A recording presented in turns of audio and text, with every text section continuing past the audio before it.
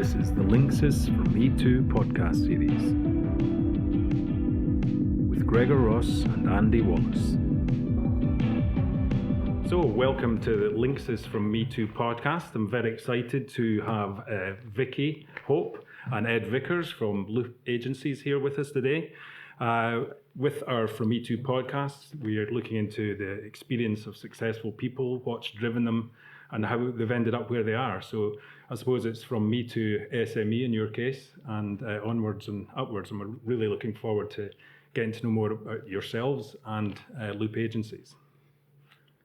So we're going to start by going back the way. So you okay both sharing a bit about your upbringing, your background, and what took you to where you are now?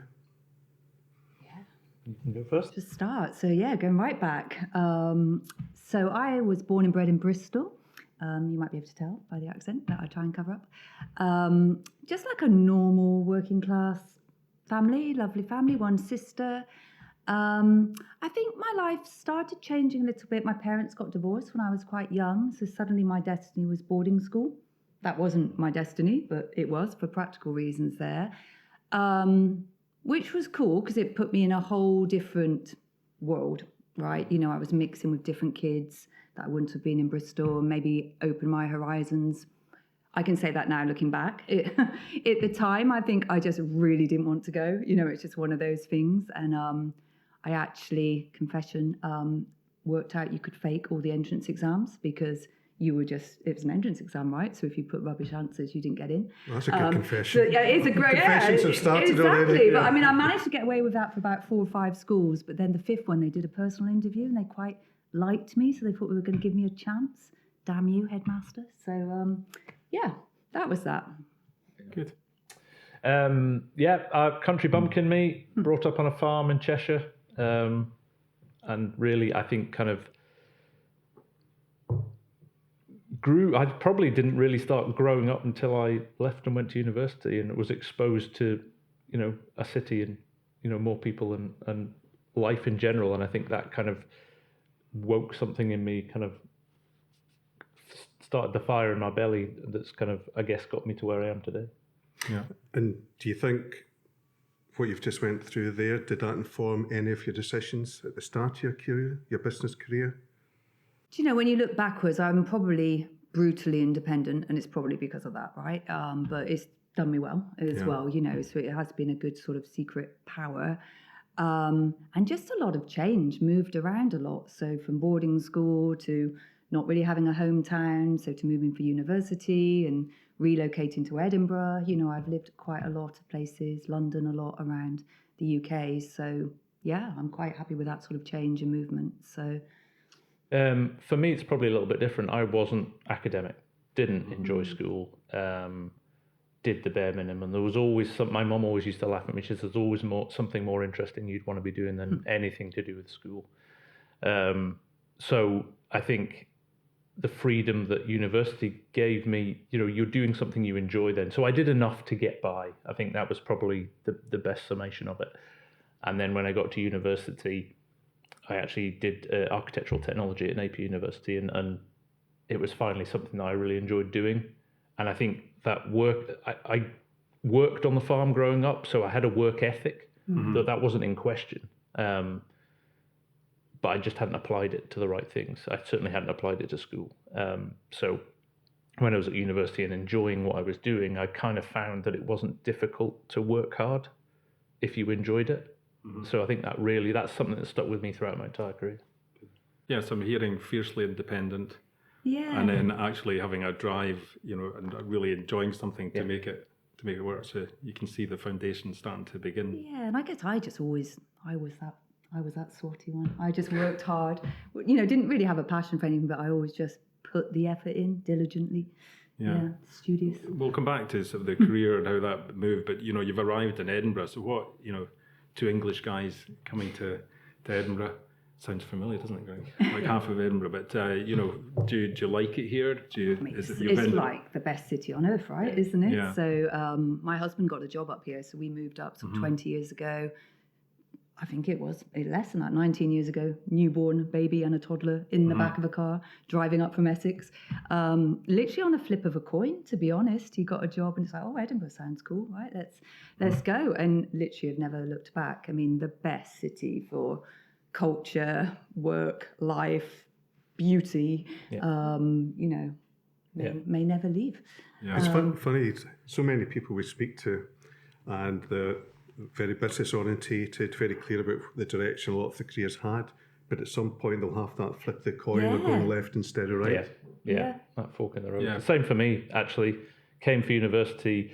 Mum and Dad actually lived up in Perth before we were born, so we knew Scotland. We used to come up a lot as kids, and I had the opportunity of Coventry or Edinburgh, and there wasn't really a debate. It was always going to be Edinburgh. And I think even now, I've been here since 1997, and I'll get that bus in, and you'll go over the bridges, and you look out over the castle, and it just still to this day is, why would you want to live anywhere else? It's just a beautiful, beautiful city.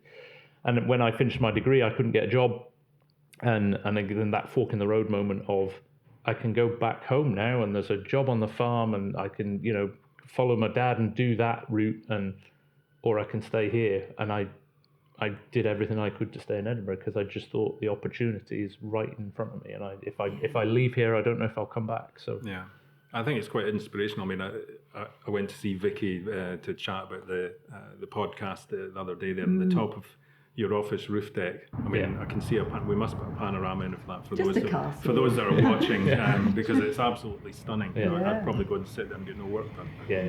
Apart from that, it's inspirational. So focusing maybe a bit on Vicky, and then we'll come to Ed. In terms of your career, Vicky, you were senior roles at Standard Life.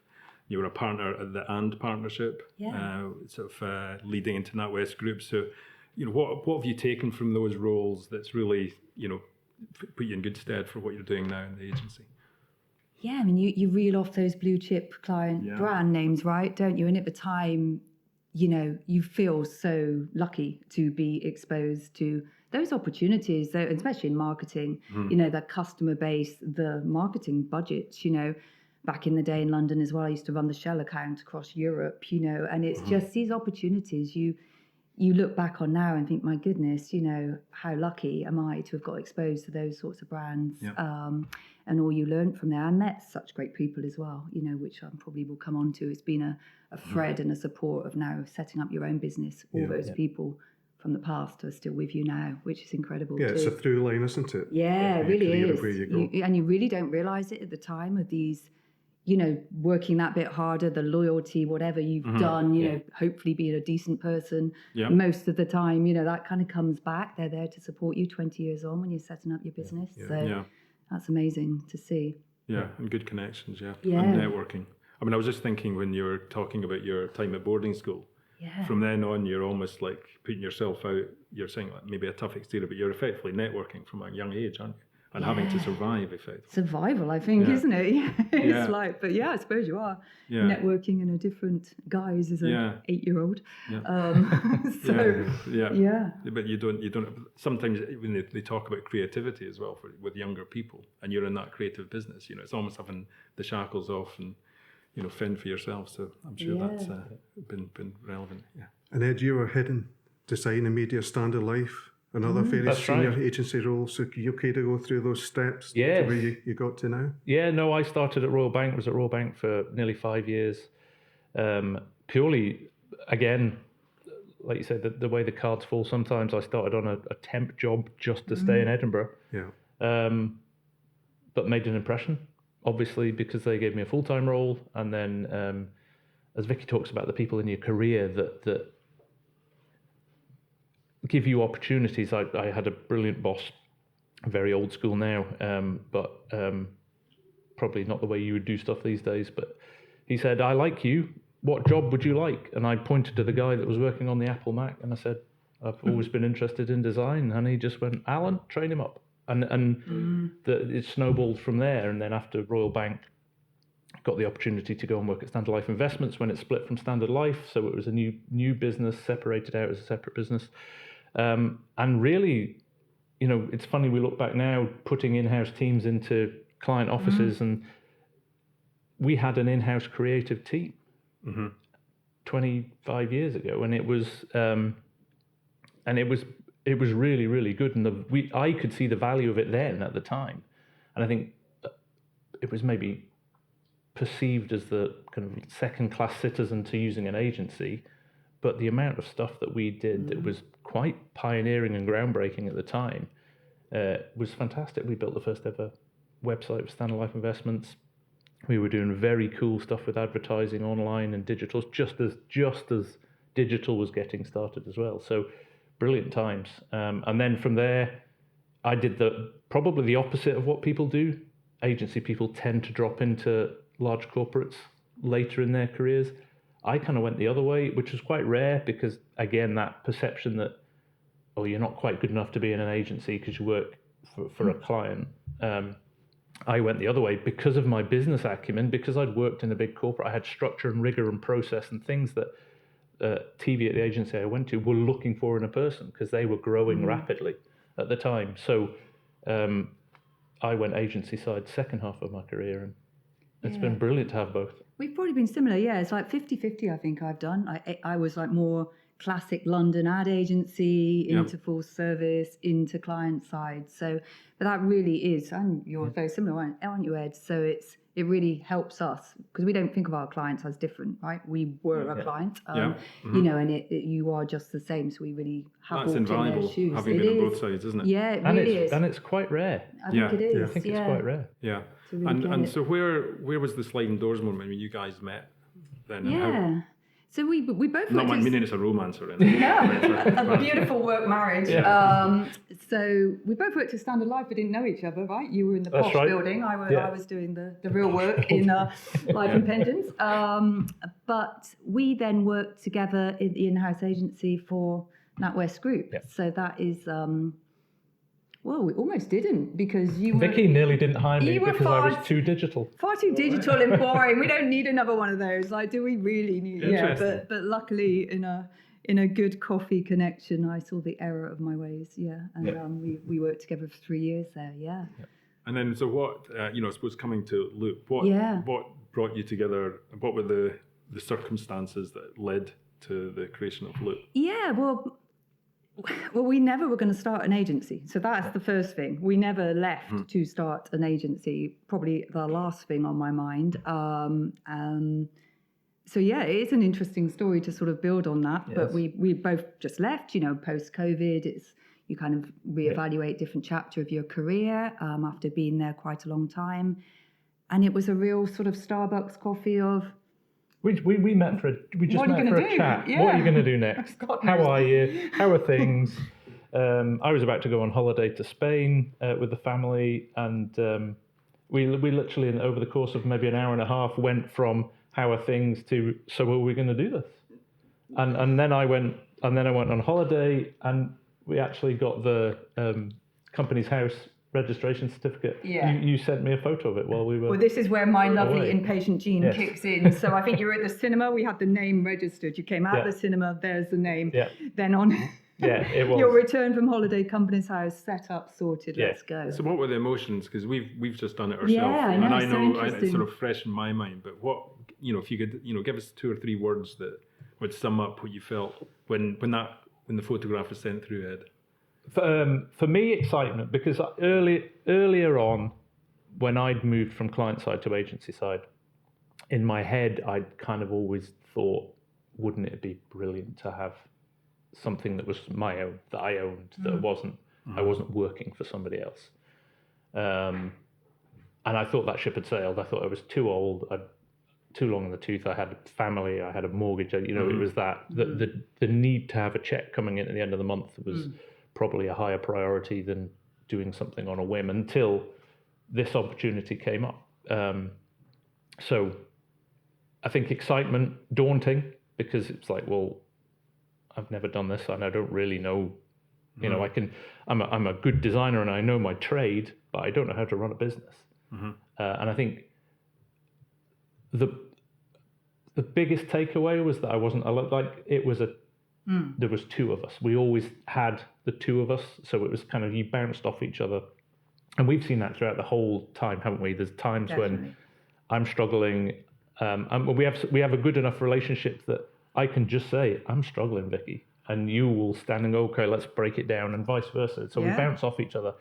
I could not have done this on my own. I could not have started a business on my own, and being able to sustain the pace that we've gone at, you wouldn't have been able to do it. It's a great insight into starting your own business, having that co-founder with you as well, and that's certainly where I get a huge amount of power from, working with Andy. And I think you did an interview that I remember reading online where you were doing your diary for the week, and you spoke about one of the nights where you're doing the pitch. Ed had went away on holiday, and you were saying you're struggling because you didn't have that bounce off of the chat at that time. Yeah, it is so true. I mean, you know, people can say, oh, you could have done it on your own, right? And we could all think, we're all pretty self-sufficient people, you know, we can do it on our own. But God, you underestimate that sort of emotional, but also technical support, everything. You know, it really has been our accelerator without doubt. But back to your sort of original question of how I felt, you know, it's really interesting because I don't think I ever had an ambition to start a business, which is very ironic to say sort of out loud now. I did a sort of lifestyle gig of being a, freelance marketing consultant. I was very comfortable not being employed, but so I had that I wasn't daunted by the business side of things because I guess that's where I naturally lean. So the energy there was this real, and we still have it now, but it was on fire, this sort of burning bridge mentality. Of literally deep end, there is literally not an hour, that then we're not going to work to make this succeed, and we'll probably come on to sort of setting yourself false deadlines. That was the pep talk you gave me. Was it? Yeah, don't expect to have your weekends for a while. Oh, I think. Oh, did you? Yeah, but Gregor gets a few messages on a Saturday and Sunday, don't you guys? Yeah. So I was just thinking, if we think about this first chapter we've been speaking about, two main things: the hard work. Came through very clearly, and then timing. That can be timing in terms of mentorship or the timing of meeting up. So if we're thinking about Loop, can you just explain about the driving force, that spark that got you onto Loop, and just talk about Loop agencies and what it is? Well, I think back to the coffee chat. I think when we were having that, we were, like I said earlier, we were lucky that we both worked client side and we both worked agency side. So we know how both work and we understand both pretty well. And I think it was quite apparent to us that the world is changing. Demands are getting greater on agencies. And we could see that there was a gap. The traditional agency where the client passes a brief, you do a project, you hand it them back. It was kind of disjointed. There wasn't that relationship there. There wasn't that partnership there. I mean, everybody says we're all partners, but the reality is you are a service. You are delivering to them when they need you to deliver that service. But it's broken in terms of it's not consistent. It's when they need you.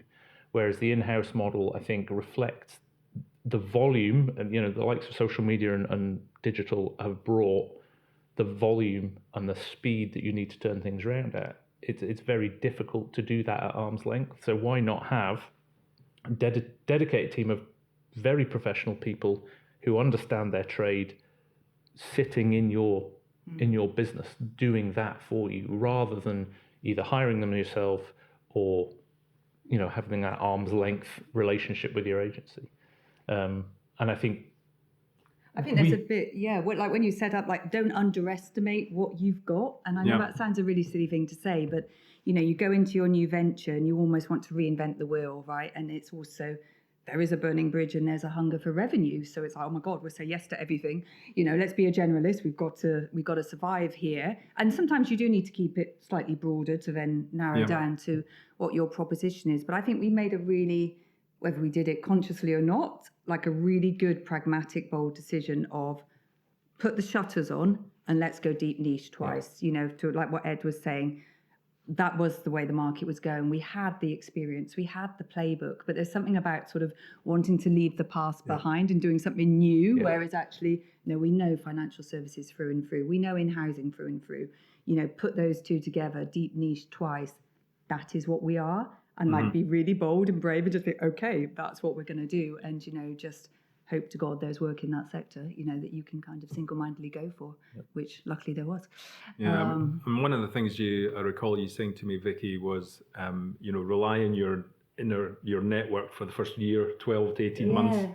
And then you've obviously just gone through that. So how have you found that as with the name, and you're expanding beyond your let's call it your comfort zone? To, like we were saying, of those sort of formative. You don't realise the equity you've built up, and it's humbling, right? I know that word is overused, but it genuinely is, and it becomes very personal actually, because the service you're building, you have people that are really backing you. Yeah. So you're not going to let them down, right? You double down, you're going to sort of triple over deliver on that. But you're right, Andy, I think that's a sort of a textbook thing of your organic network's there for you for 18 months or something like that, say. It's still there for us now, 2 years plus. And you can't rely on it, and you shouldn't take it for granted, and you're very lucky to have it. But it does give you that sort of, that kind of inner confidence, because success does build success. You just need one person to back you and give you that lucky break, which certainly we had right at the start, and we still have now. And in terms of that doubling down, we met last year, but I'd already seen the website, and the bit that stuck out for me, you talk about creative services for regulated industries. And there's something really nice about that, because you have the creative part, and then you have the heavily regulated part, and you've put them together. And that stuck with me even before we met. So I think that ties into you and what you're speaking about, doubling down in the proposition. Yeah, just being really single-minded. And I think that's that understanding what the client needs. I think you can very quickly as an agency decide that you know what the client wants and stop listening to the client. And I think we're obviously, having been client side, and I think that regulated industries bit talks to, yes, we can be creative, but we can be creative within the framework that you need us to be. So we understand compliance, and we understand regulation, and we understand all the things that you have to do as a financial services business to make sure that you're compliant. But we can also then layer the creativity over the top of that. So, still sticking with the company, again, one of the discussions I had when I first actually met you, Vicky, we asked what your values were in your business. And I know I've been there before, you have to sometimes think what they are. If you're thinking they're not maybe truly your values. One thing that really struck me when you told me about them was how absolutely, behind what those values were. Do you want to share that? Because it really struck me. And it's underpinned, I suppose, where you've taken the business, which we're going to learn about moving forward. So could you share those? Because I know you'll know them off by heart, because they're coming from you. I totally, and it's, like you say, it's the classic mouse mat, right, isn't it? If you've got to print them on the mouse mat, then nobody knows them, and you should be, I don't know if you should be able to reel them off. I think they are just so in your heart, you almost don't need to reel them off. But I think it comes back to that initial chat, and a level of maturity, a level of experience. And actually, if I'm really honest, I don't think I valued my values up until that point. It was kind of just, what are they? It's just like embedded, right? But it's that point of decision, and when you've got to do, when you reflect on potential experiences, but then when we were setting up Loop, it was, I can't do this anymore. I can't work like this unless, and we're very aligned on this, we're building something different. Our mission was always, we're building a different type of agency. And with that, it has to be based on values. It cannot just be about revenue at all costs. Of course, that's important, but any business, but especially a creative agency, your people are all you have. And if you're not treating them well and putting your number one value as people first, then what are you actually building?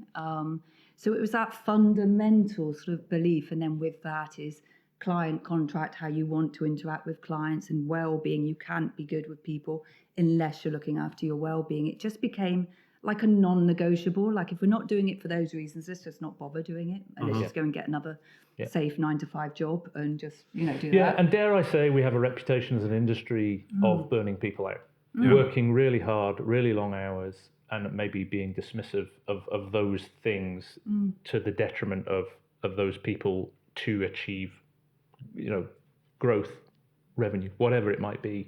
And we always said, well, Does it have to be like that? Is that just something that now people expect because it's been like that for a long time? So yeah, we definitely set out, and it was really counterintuitive. Things like a 9-day fortnight from the off. I mean, that's Didn't make any very commercial different. sense. that's a fifth of your revenue a week, right? Yeah. You're literally or a fortnight going. Well, no, actually, you don't need that. I don't think we even did the sums. No, Because we if you didn't. did the We sums, just- if you did the Excel, then you Absolutely. probably wouldn't jumped do off the it cliff. because it's Absolutely. just like it was just the But I right. think the reflection, I suppose, tangibility, yeah. it is intangible. Yeah.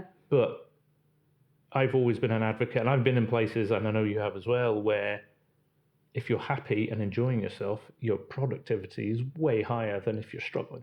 And do and you you're not lead by enjoying yourself. example? Do you absolutely lead by example? Because you've obviously put the hours in initially. Yeah. Yes, Andy.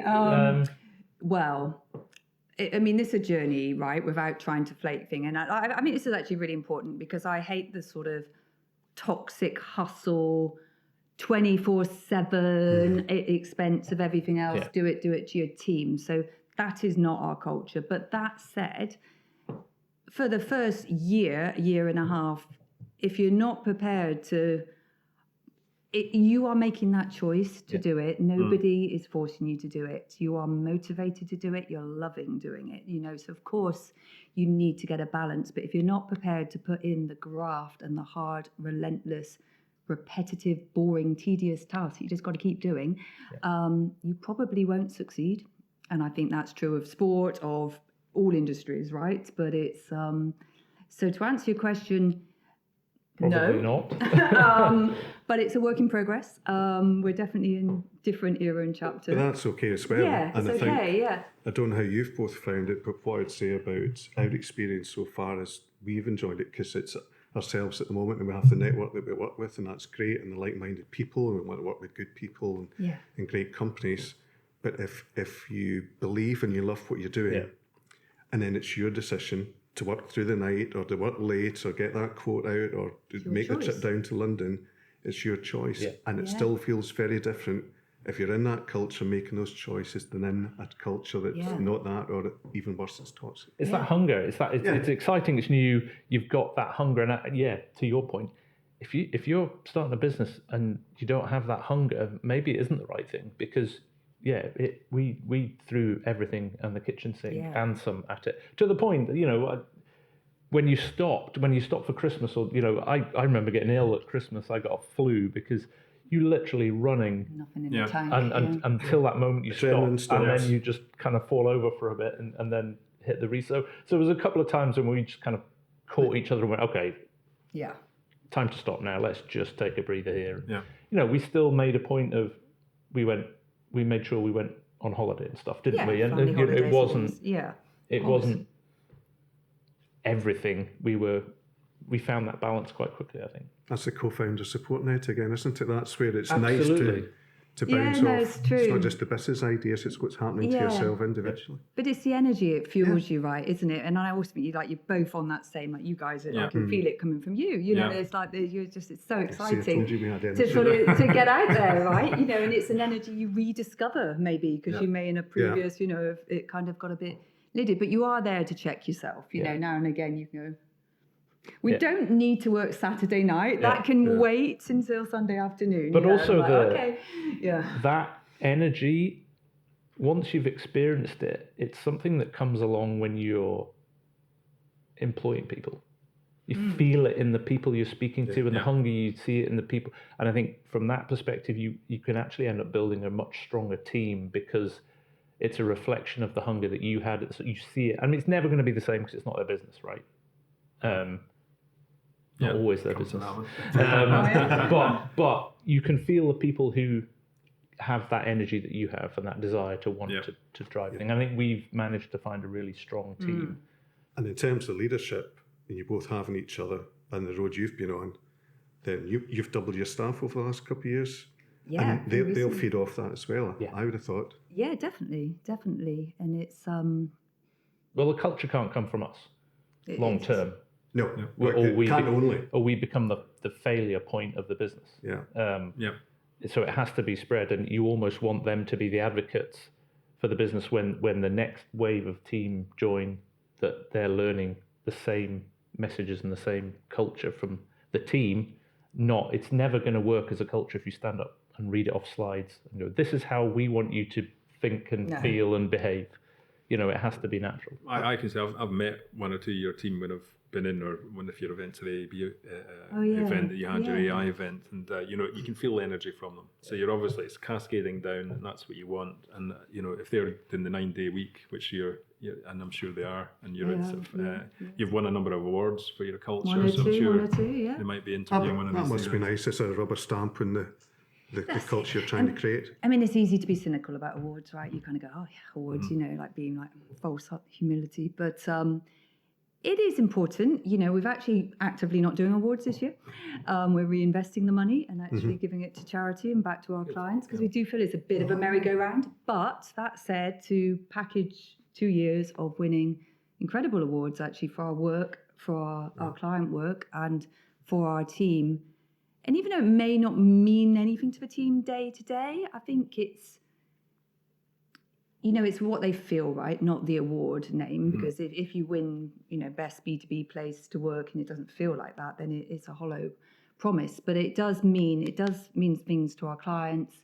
When we're going for procurement exercises, it shows we are a different type of agency, that we do invest in these things, we do care. And if we need that external validation of that, that's what an award gives you, like you say, Gregor, that rubber stamp to prove it. I think I noticed in LinkedIn recently as well, you had, or maybe it was at the turn of the year, your get together with your team at the townhouse. Yes. And how important is that to have a stop, not only for you guys to go on holiday, but also to stop with the team and say, this is where we're going, or this is what we've achieved so far. Yeah. This is where we're going, and then you're still making sure you're all on track. Yeah, they're really important, because we're predominantly remote. We do maybe try and get together once or twice a week, and the team is kind of spread across the country as well. So they're hugely important, and the feedback from the team every time we do one of those is really, really positive, because it isn't about it's taking you out of the day to day and giving that direction and giving that focus. And we're really transparent with them. We probably share more than certainly I've ever had shared with me when I've worked for agencies in terms of the numbers and where we're going and all of that detail. And what we need to do. So from that perspective, I think they're hugely important. But also it just galvanizes what is a strong team already. That everybody gets on, everybody knows each other really well, and I think again that helps the culture. Everybody's looking out for everybody else. And is that making the onboarding when someone new comes on? Is that happening quicker? Yeah, I mean, that's pretty seamless. I mean, just back to that point as well, what Ed was talking about, and it leads on to onboarding, because we naturally timed that event, because we had 4 new starters. So what better induction, right? But also, I flippantly say we've been winging it for the last 2 years, and we haven't. But we've never had a business plan. I've always had this kind of Achilles heel of like, we need a business plan. We actually haven't planned this. We're just like riding this wave and just sort of working through it. So for the first time ever over Christmas, we wrote a proper 4-year business plan. It was like very grown up. So actually to be able to share that with the team, this is where we're going. It's coming from the heart, but it's also coming from the head. We've got it mapped out. We've got the growth. We've got the client service propositions, really simplifying it as well, so they can sort of really understand the key ratios and metrics. Felt amazing to actually present. Quite grown up as an agency. Like, we are actually know what we're doing now and know where we're going into year 3 of trading, which we only just started. So brilliant. And I think just on that point though, even though we didn't have a business plan, we weren't. I think planned. You're doing. Yeah, we're very planned without a business plan. So, for example, we had. we'll scrub that. No, it's true. It's a good point. We didn't have a plan as in a direction of growth, but we were militant with day to day. We had growth targets. If we didn't bring in X revenue, we wouldn't. It wouldn't allow us to hire an extra. So we were pretty rigorous around that. So the structure of the business, I think, was really strong. And I think something that we learned early on is you have to know where every penny is and when it's coming in, and to be able to make those decisions. And I think that helped us bring on, the first employee that we brought on, Richard, was just, I mean, crikey, how much did we dwell Sweat it, over that right? before we you made the sweat decision. Because yeah. But now I think when we bring on new people, because all of that rigor and that structure is in place, it's very easy to make that decision from a business perspective, and then it's just a case of do they fit culturally. Yeah. So no business plan for a while, but very rigorous day clean. to day.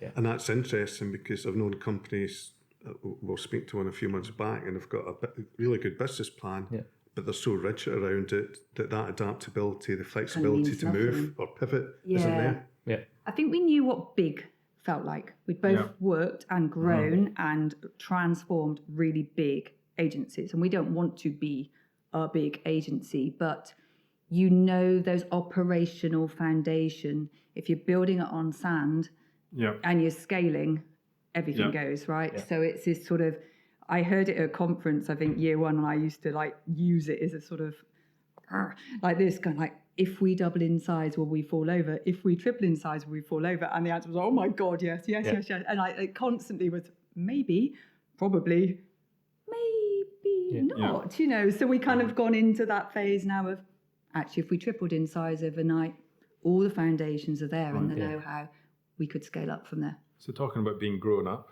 and the next sort of like a key moment in the history of, I suppose, Loop agencies is moving to your employee owner trust. Yes. I mean, obviously you've had to have some sort of rigor in place to sort of move forward there, but that seems to embody just the fact that you've done it so quickly, the quickest Scottish company, is that correct, to go into the EOT. So tell us a bit about that, how you arrived at that, but it sounds as if it's underpinned by your values there as well, but just tell us a bit more about that. And you know, it's an exciting time for you. It is. So it was interesting. We always set out the business with a plan. When we said we don't have a business plan, we had a plan in our heads that due to our age, it was like kind of, this is our kind of last hurrah, last throw of the dice almost, in terms of we want to build something that is ultimately saleable. So that was something we decided we wanted to do. No real time frame on it, but having spoken to, again, our network and some of the trusted people that we know, we ended up having lunch with one of our network.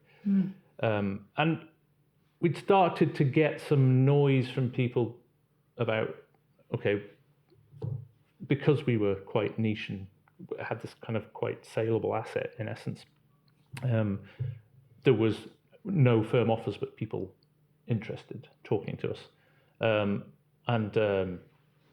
We had lunch with a friend and kind of business confidant who said, have you ever thought of it, an employee-owned trust? And at the time, we didn't know anything about it. We'd heard of it, but we didn't really, as much as, is that when you basically sell it to your employees? So we did a lot of research, a lot of understanding of what that was. Met Carol, who's kind of the preeminent employee-owned trust person in Scotland, and has been phenomenal for us.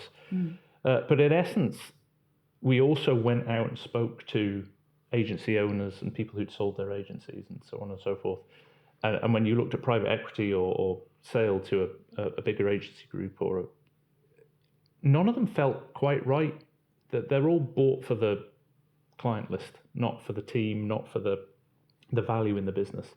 Whereas the employee-owned trust meant that by selling, in essence, you sell to a trust, that our shares are put in trust for the team who are all beneficiaries of that trust going forward. But the future of the agency is in the control of the team then, rather than it being decided by another entity elsewhere.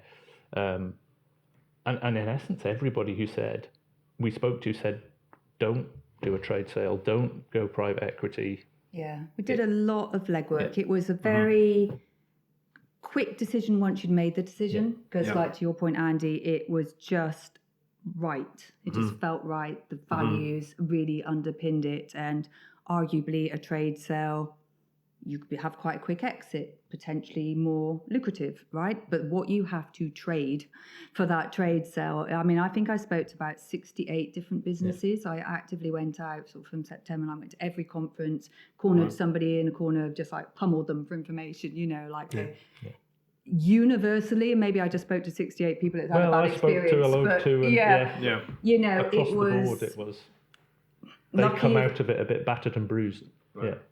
of that sort of, that final of sort of giving up the control, but giving up the culture that you've created and this sort of security you've created for your people, which, let's not forget, is your people that have got you here to even be considering a trade sale. So to then dismiss, that and just sort of capitalize on value just for the founders and what it does to you as a founder potentially of, a very different sort of having to answer to someone differently and, different targets being set. So as soon as we came to terms with that, which didn't take long with that thorough research, it was really the only decision to put it in trust for the team to benefit from and be. And it comes back to culture and values. I think if you keep aligning against that, that's where for some it will be private equity, for others it might be external or bolt-ons, but it's got to feel right. And it sounds like you've got the right balance. Yeah. So now that you've done that, how does that then tie in with the fact you've got the business plan and your growth expansion plans? Because if I think about some of the people we're speaking to, we've got friends, partners, business-wise, and they went employee-owned, and they're finding it's helping both in retention, and it's also helping attract really good caliber of clients. So they're all loving it. The team seem to be loving it as well. Yeah. I mean, it's the backbone of what already would have been our culture and vision. So, that team day you were talking about, that didn't accidentally happen that month. Obviously this was a roadmap of communications that we were coming together, sharing a growth plan for the next 3 years, 4 years of that, and getting people on board with that, with then the real tangibility the month later of where, it's very easy to say all this stuff, but it's very genuine from us to literally put our money where our mouth is of saying, and it's 100% as well, I mean, we are all in with this. There's an option to sort of keep some shares back. We are 100% all in. If we're doing it, with our whole energy and heart. So to tell the team, we're here, we're building you up. We're not going anywhere yet because we love it. But, we want to sort of have this real transparency now of building everybody up. Everyone's got skin in the game, for that next generation of leaders who've got decades ahead of themselves in this great industry. I mean, this is, to me, you're actually describing what the true word of legacy, because you say, what's your legacy? But I think with the employee owners trust allows you to do that in a very natural way. It feels grandiose. I mean, it's. I don't think it's our legacy. I think it's the 15 of us. The legacy. Agency, right? I think so. Yeah, and that's what's good. And it was just felt right. It ticked all the boxes, across the board. And like Vicky said, we're not going anywhere. We have no plans to go anywhere. We are enjoying what we're doing wholeheartedly. But at the same time, we know there's going to be a point in time where the team will want to take it on for themselves. And we can gracefully step aside and comfortably go, here is a business that not only you have an ownership in, it's now debt-free. It is doubled in size. That's the forecast over the next 5 years for it to double in size again. And that is yours to take on and do what you want. And that's a job for yourselves as well. That's really exciting. You're growing, but then you have to bring people up because some people will like a certain level of work or a certain type of work, and it's bringing them along with you. But it sounds like you've got the foundation where the fantastic. We've been impressed actually how well the team have embraced it. Yeah, we're a month in or so. How much they understand it, and you see people taking a real vested interest in it. And actually, we were one to say you need to be careful not to expect too much because one, it's brand new information. Two, maybe they never wanted to own a business, so that juxtaposition comes in. But actually, again, probably a reflection of how good our team are, that they have really sat up and taken notice and really understood it, which is great. One thing I was going to come to was the word, all these words, legacy, entrepreneurship. You may not felt, you said you didn't know you wanted to start a business, but you've had it in you. But apart from, I'm interested to understand what you feel what that means to you, but also you've created many entrepreneurs with everyone that's coming along on the journey with you, I suppose. That's what you've almost described. So how is that your experiences shaped your entrepreneur in you? Goodness, yeah.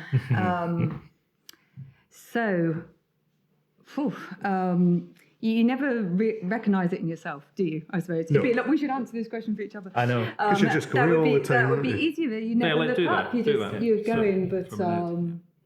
well, I'll say for you then what I bounce off of Ed. This is Okay. me then. So it's you've got this. I mean, it comes from your interest in sport and your success in sport with your cycling and things. But you've got this competitive drive, not in an arrogant way, but it's something that I join in with, and it really fuels us. You know, there is no milestone we're not going to hit. That sort of that drive and focus. Yeah, yours, the diligence, I think that drive that you have, it's different to the competitiveness. There's a drive there that kind of, me being a creative, I can be a little bit more laid back. Yeah, so I'll do it tomorrow. I'll do it. And Vicky is really good at going, no, we need to nail this now. And it's kind of helped me, I think more kind of urgently about stuff, and it's driven us both on, I think, definitely. And I think that's probably the best thing about this partnership is it's like a yin and we yang. are polar opposites in terms of skill set. So there is very little crossover unless there needs to be. So I think from that perspective, we complement each other really well. We're not fighting over wanting to do the same stuff. Vicky's off doing the finance and the new biz and stuff, and I'm doing the tech and the creative side. And it just has seemed to have worked really well, hasn't it? But then you're doubling your power then, right, aren't you? Because you're both sort of focused. So I guess that other entrepreneurial thing of, it's a shared belief, and it's not toxic, like going back to what we were saying earlier, but this, you just put that extra bit in, you can do it. So I've got this real cliche saying my daughters hate me saying, but it's like, I've not come this far to come this far. And it's like, what does that even mean? You know, and it was lovely. I was telling you that. I think your younger daughter's like, so maybe it's a female thing. Well, no, I think it's just children that aren't yours. Oh yeah, exactly. Yeah, they actually Anything you say. they would respect you then. Somebody else. Yeah. But it's that extra 10%, isn't it? It's that extra bit. It's like never settle for good enough. Yeah. And I think we share that, and then maybe that is an entrepreneurial spirit of like, you're going to find a solution. You just got to keep working at it. If there isn't an obvious solution, you can't accept no, right? I have quite a seminal moment in my career. I think you know about this, Vicky. That when I worked at, and I'll be totally honest, Standard Life Investments, I was doing graphic design. I was doing video editing. You know, I'd created this role because in-house, if something new came along, I'd be like, I'll do it. And I'd kind of created this kind of Frankenstein of a role where I could do anything creatively, from building website stuff to video to print design to whatever it might be. And I owned it, and I really enjoyed it, and I was really good at it, and I built really good relationships. So the whole business, you know, I could walk into the CEO's office and go, we need to do a video on this. And he'd be like, great, Ed, come in, let's get it. So it was really, really good.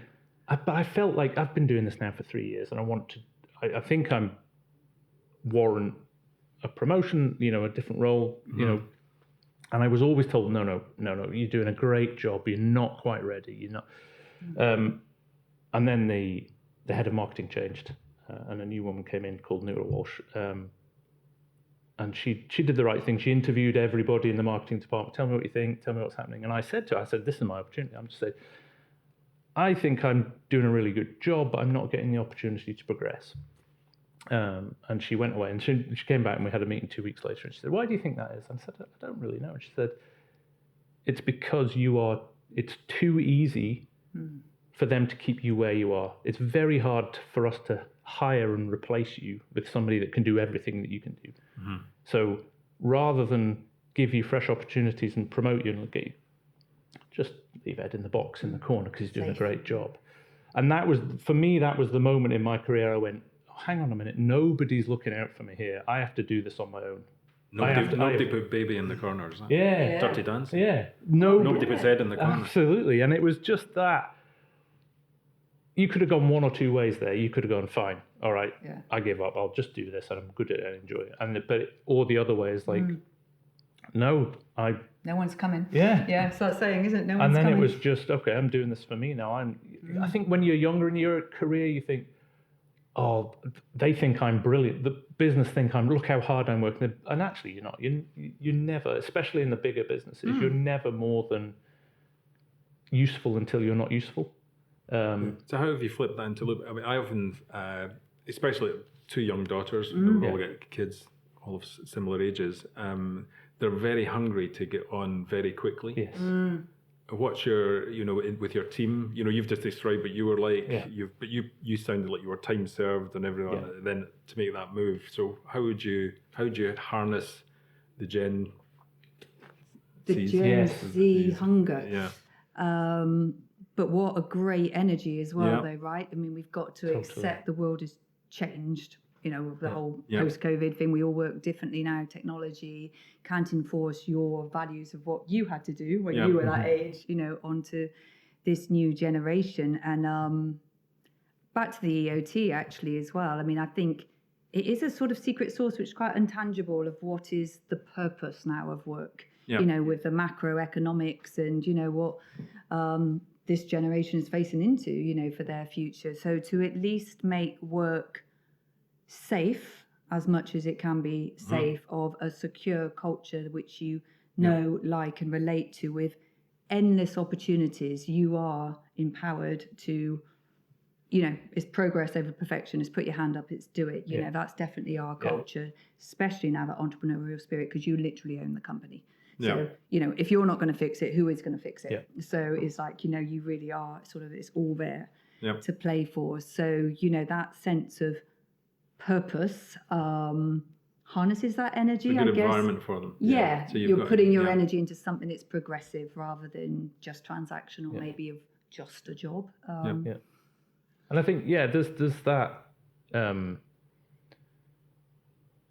in our generation, you maybe stayed in a job for a long time, hoping that the company would recognize you and give you promotions. Yeah. Whereas I think this generation are very much, if I'm not getting what I want here, I'm going to go somewhere else, and I will sell. And maybe that's the right opportunity. Moving around. In fact, you moved around a lot more than I did. But I think that as a way to find what makes you happy. And I think this generation are much more about, if I don't enjoy that, I'm not going to do it. Yeah. Whereas we sat and did Part of it. stuff that we had. It's a big change. Yeah, that's good it. on them, right? Yeah, absolutely. Like, happy Yeah. voice, Exactly. So thinking about the journey the last couple of years, you've got the OT, business plan, everything's going really well. You've got a huge amount of traction, the team's growing.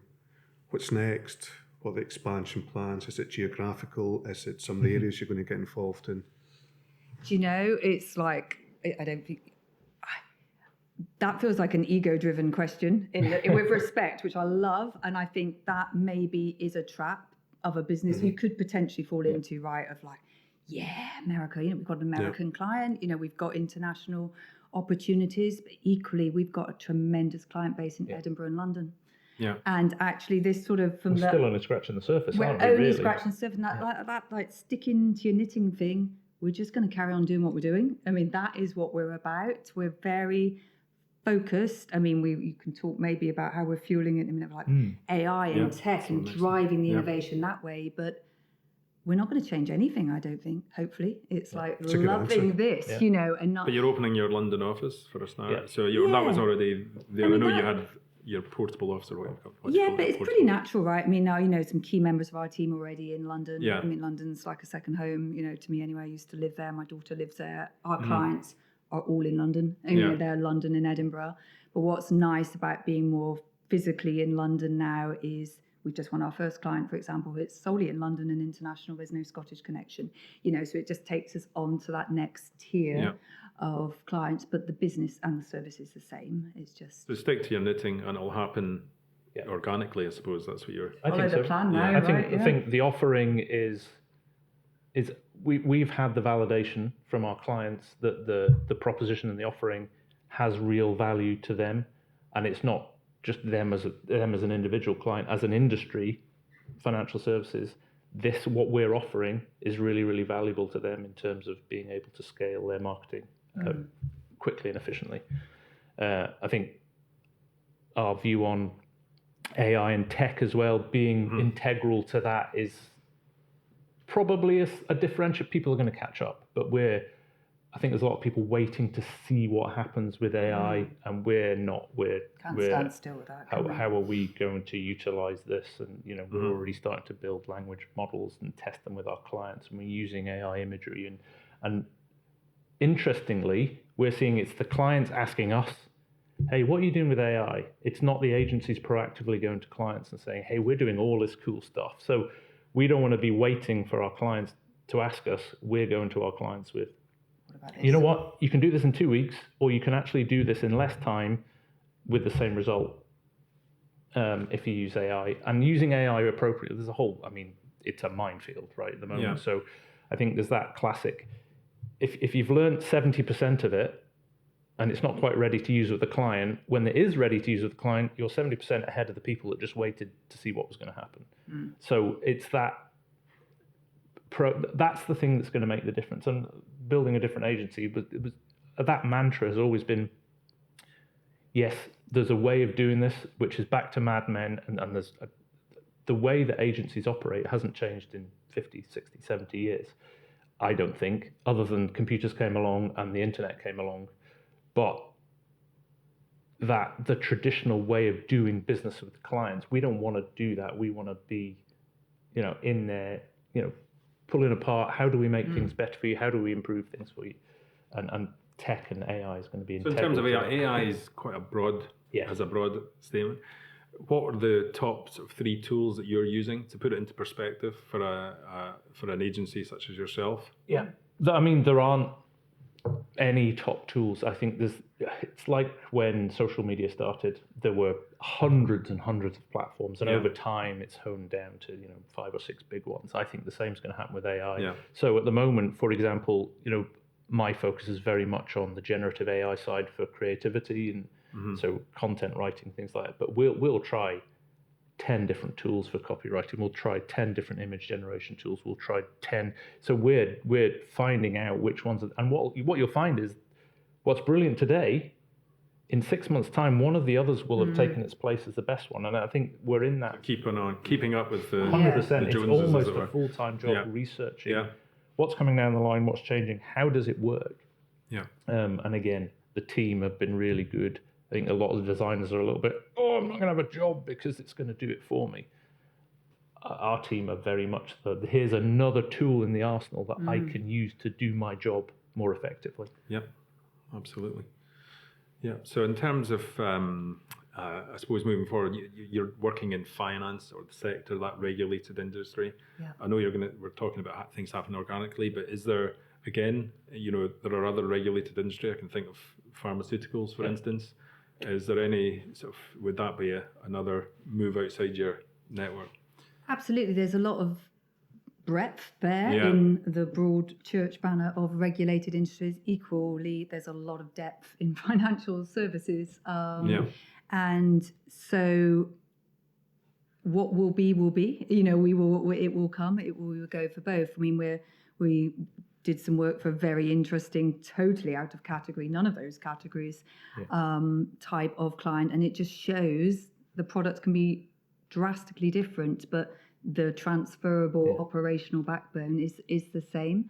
So, we love that challenge, but equally, we love the sector we're in. There's not a sort of a boredom or a frustration of trying to sort of find something new. We're about depth and longevity, not lots and lots of different projects. We build in-house agencies for clients. They last then for years. So it's about that for us, those sort of deep connections and relationships, and you can only manage so many of those.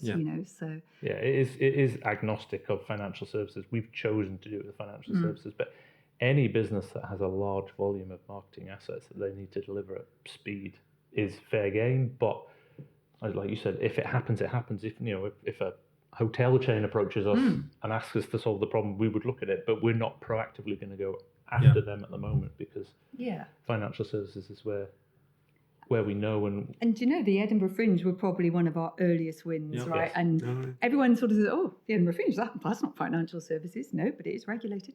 But, the world's biggest arts festival, a hell of a lot of volume once a year. Okay, not always on, but actually it's the same model, just done in a different way. And God, that what I was saying earlier about that sort of success breeds success. That win for us, God, we were hungry. God, we tried harder, right? It was literally Ed and I at the time then. And, we had our fingers crossed behind our back. Sorry, Finch, if you're watching this. But, when they were saying, are you going to hire? Are you going to go? Yeah, of course we are. But, to have that confidence of a brand of that magnitude and scale to sort of take a chance on a little 2-month-old startup, but... I mean, we have a great relationship with the Fringe. Incredible and client. they've, since said, we could not give you that. We couldn't. You were a 2-person startup, 2 months old. They even asked us when we pitched, are you even going to be here at Christmas? Yeah. Because you have nothing. But then the work and the hunger, they said, actually, when it came to the crunch, we couldn't not give it to you because you wanted it more than anybody else. So it was really, I think we're really grateful that there's still businesses out there who are willing to go with their gut on stuff, because that was a really important moment for us. And they've been a brilliant client since, and now the rest of the team are working with them as well, and the feedback is the same across the board. So I think that's just a human nature story, I think, which was really nice in a cutthroat world now of business, that somebody was still willing to take a chance on a small agency. And again, we did it differently. We approached it from a technical, digital, here's how you can get the most out of your advertising, here's how you can run different sets of it's not about a printed cover, which traditionally was always the jewel in the crown of if you won the Fringe, you've got to do the cover. And we flipped it on its head. And I think things like that, just thinking differently, helped.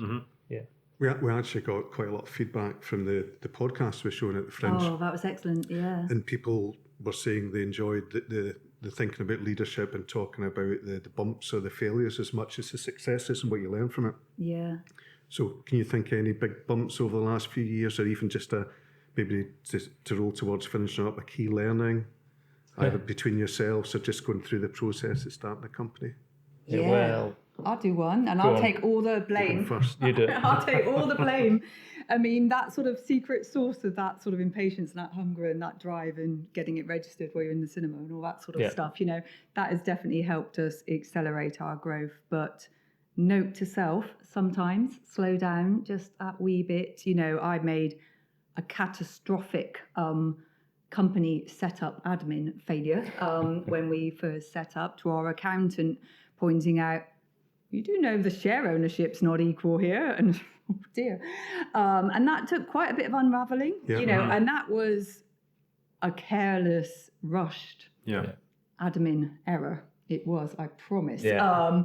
But things like that could really fundamentally trip you up, because, thank goodness for our very amazing, diligent accountant who spotted it early doors, and we're a way of, obviously restructuring to sort of smooth that over. If you discovered that now, it would have been a lot harder. So, there is this piece of a sort of relentless energy and things like that. But then equally, when you're tired and you are, you can make mistakes, and sometimes they could be big mistakes. So, there is something to learn there that, you could have really messed things up. It's a good one to share. Yeah. Mine's more about, again, if you set a culture, you've got to follow through on it. And we resigned a client very early on with quite a lot of money attached to it because of a number of circumstances. But it would have been so easy to go, that's a lot of money, we kind of need that money, we need to keep that money, and you basically throw your values away for the money. And I think it was it wasn't a difficult decision. It's the best coffee we've ever had. It was literally, we need to have a chat about... No, we're resigning them. It was just we didn't even need to chat about it. It was no, zero tolerance. It was easy, but you can understand the challenge that comes for so many businesses when there's money on the table and you're going to write it off because it's not right for the business, and it wasn't right for the business. And now we look back on that, but actually the reflection of that on the team, if you'd gone the other way, it destroys that culture. What you're prepared to put up with for finance. And I think you see too much of that in industry, and I think probably agencies feel the wrath of that with challenging clients sometimes, that actually maybe it would be better for everybody if probably better for the client as well and the agency if you didn't work together, but nobody's willing to stand up and make that call or make that decision. I'm kind of really proud that we did that, because it just said to the team, these aren't hollow words, our values aren't hollow, we stand by these, and I think it was still hard, because Well, as in we'd hired against that, right, as well. So that there's a person's livelihood was against that revenue line, which then is a gaping hole, and you have to fill it. Which we did. And again, you've just said it there. It's sticking to your values, and it's underpinned everything you've done. I suppose the last question before we move to a bit of hopefully a fun section in the podcast. But if you had a loop crystal ball, where do you see yourself in, let's say, 2 to 3 years? Well, that crystal ball is slightly more tangible now. So if you'd asked that a few months ago, even I wouldn't be able to answer it, because I never saw 3 years ago sitting here doing this, so we were still in that survival mode, can we survive till Christmas, not talking about an EOT, which we've got future beneficiaries. So that is where we're literally handing over the crystal ball, if that's not a crash analogy, but not in that short time frame, because I think, we've got a lot of work to do with our clients, and we've got really good senior relationships with clients as well, but definitely from an empowerment to the next generation of leaders, for them to be running the show of this incredible company that we've all built together, and handing over the keys to them. You concur with that? 100%. It happened quicker than we expected it to, but that was always, I think, the plan to build a business that was viable going forward, and the EOT thing's like almost the kind of icing on the cake, in terms of we know there's a life beyond our ownership of it, and that, personally in retirement, sitting back, in 20 years' time, I kind of hope that they've taken that business on and grown it to be a really successful big agency. Which they will. Fantastic story. So I said we've got a bit of a new section to our podcast, your guinea pigs. which we're calling Off the cuff. Off the cuff, Gregor. Okay. Yeah. And so just to finish off, I have no cuffs. So we'll head towards that, but I think for me and Andy as co-founders and way back in the journey, so just the first 4 or 5 months for us, I think it's been a really good chat. Absolutely. But I think for people who are going to listen or watch, the amount of business thoughts and the journey you've been through, I think there's some really key messages, because it's not just a trajectory like that. It can be bumpy, there's peaks and troughs, but even for us, I think it's appreciation of everything you went through so far, and it's brilliant what you've achieved. We're here to cheer you guys on as well. Thank you. We will do that in your growth. It's going to be stellar. You might not say that after these next questions. Okay, maybe not. I'll retract that bit. This is Gregor. Gregor's the host of Off the Cuff. So this is separate. So don't worry if you have an answer. You have an answer. There's 2 co-founders, so one can answer the other. Yeah, it's teamwork. Short answers. We'll go for it. Late or fashionably early? Oh my God, polar opposites. Always fashionably early. Yeah. Always late. Always late. Really? Yeah. All the time? Shocking. That sounds familiar, Andy. That sounds familiar, yeah. You've got to be at least 20 minutes early. You've got to be sat in reception waiting. Ed's leaving. Unless it's a Monday meeting with me, and I regularly get a text saying, I'm on the bus. Safe space there, then. Right, Vicky, you're going for a coffee with Gregor 20 minutes. Yeah, okay. We're aligned with that then. It seems nice, okay. Best habit? Best habit? Your best habit? Walking the dog. Ed? To clear your head. Ooh. I've stolen yours. Best habit. Considering my decision, I will always stop and think before I give an answer. Okay. Ed, best thing about Vicky? Her drive. Vicky, best thing about Ed? His calmness. Is that true? Yeah. Yeah, pretty. Balancing. Yeah. Good. It's important, isn't It is, yeah. If you could take a day out of the week and replace it with a second Saturday, what day goes? Oh, good question. Oh, it's crazy. Wednesday. Why?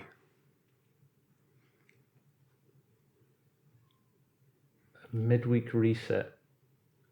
2 hard days, midweek reset, 2 solid days, weekend. Yeah. I'm randomly going to go Tuesday, and this will sound really controversial, so you can have 2 Mondays, because I actually love the start of the week of a Monday and the energy and the galvanisation. I'm Tuesday.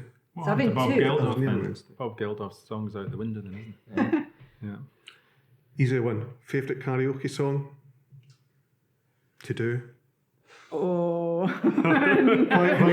Sorry, what's happening? Oh, do you know? Well, I'll tell you one not to do. I tried to rap Dizzy Rascal in a party and goodness me, you get halfway through that rap and you You were realise very good. you're stood on a stage on your own. There's a lot of song to go, so don't do that one. You need a bit of fitness for that one, don't you? Yeah. It's like, yeah, full on that one. Walking in Memphis, Mark Cohen. That's a good song. Yeah. So, Sounds like a singer. Best singer? Oh God, I've got such a muso husband. That is such a Yeah. big question. I'm going. I mean, between you two. Yeah. Oh, between us. Oh my God! Right, I thought That's you an meant easier I question. thought you meant professionals. I have no idea. I have no idea. You sing in the either. office though. If there's something good comes I on. do the, like music, but I Yeah. can't sing. Is that a good answer? unfortunately, You're quite a good singer. That's why you asked that question. No, it's not. dear God, how much did you pay for the answer? Don't tell him that. So this is written wrongly because this was a few months ago. We're thinking about it. You've already won lots of awards, but if you knew you're going to win awards and they're asking what your walk-on music would be for yourselves and the Loop team, what would the walk-on music be? Oh, like some really powerful Northern soul, brass vibes. Very good. Is that what you had? He's not sure about that. I believe in a thing called love by The Darkness. Ooh, That's got a bit of energy about it. That's some high notes as well. High yes, notes, oh, yeah. it has, yeah. I think you goodness. could do that. Long I hair. can do. If the Loop team were a band, what genre of music would you play?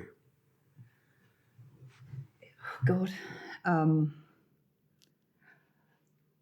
Oh, that's totally flummoxed me. Sort of. We had to think about this and we thought Lynx would be interpretive jazz.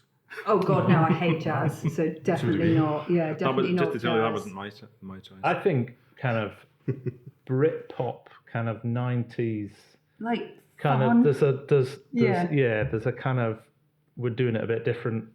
There's Bit a of fun, rework little playlist bit of an that, edge. that hits the mark, doesn't it? When that Yeah, playlist yeah, comes yeah. on, everyone's singing it. Yeah, so that one. Brilliant. There's a couple left. What do you love about your business? Love about it. Genuinely. I mean, it sounds really cliche to say work with the people. So it is just this perfect thing that you want to be part of. It's a good answer. Yeah. Ed? The freedom to do things differently. We've always said to the team, like, just because it's done like that in the past, how are we going to do it this time? So that kind of openness and freedom to solve the problem however you want, I think that's really, really nice. That kind of means every day is different and every challenge is different. Brilliant. And if you think about the last hour or so, we started with upbringing, the started business, your own business will Loop. So if you think about that whole journey for both of you, is there one thing that you feel you're really good at business-wise that you bring through for the rest of your life outside of work? So something that you apply in business, but it's also something that really stands you in good stead for outside of it. I think for me, and like with that, it's a really great arc you've taken us on here because you never take time to reflect, do you? So it's that solution mindset I think I've realised about myself. There is literally nothing I don't think I can solve in life and work if you just put your mind to it and just work that bit harder. I agree. Yeah. That's great. Ed? Inquisitiveness. Everything. How does that work? How does that happen? Why does that do that? What that? Yeah. There's this insatiable appetite to work out why it does it the way it does it, or why has that been done the way it's been done. And that, I just love the learning thing. Something like I said at the start, terrible at school, hated it. To now, I'm just like a sponge. And I it just keeps you, wanna learn keeps you everything. present, you know, Yes. keeps you with the kids, I suppose you want to say absolutely. that. But I think that's so important to have Yeah. that energy for knowledge. Yeah, yeah. And, you know, that you don't need to know everything as well. And that you Well, have a exactly, co-founder and to- that's team. knowledge. Like I'll sit and listen to our creatives who have, how have you done that? What did you do yeah. there? How that, and it just helps me. Fantastic. Yeah. Love it. Ed, Vicky, you've suffered through off-the-cuff questions. Yeah. So thanks for that, and thanks so much for the Fun, chat. It's yeah. brilliant. Oh, thank you, and, really, all the really best good going fun. forward for Loop. And Yeah, for you absolutely. too. Yeah, Thank likewise. you. Great. Thank you, guys. Co-founder, best. co-founder. Pleasure Love having you. you on. Thanks very much.